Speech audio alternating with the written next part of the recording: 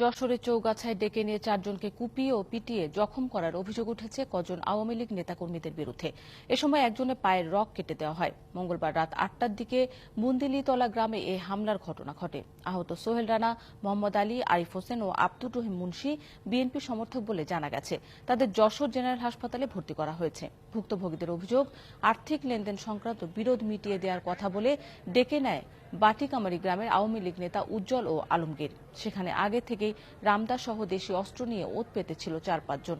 পৌঁছানোর পরই হামলা চালানো হয়। আহত 4 জনের মধ্যে সোহেল রানার ডান পায়ের রগ কেটে দেওয়া হয়েছে।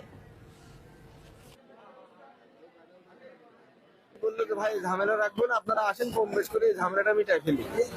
তো আমরা সেই হিসেবে গেছি। তারা যে এইভাবে মানে আমাদেরকে হামলা করবে আমরা জানি না। যখনই আমরা ওখানে লাভছি, আওয়ামী লীগের কিছু লোকজন জড়িত হয়ে আমাদেরকে বেধড়ক দেশীয় অস্ত্র টস্ত্র দিয়ে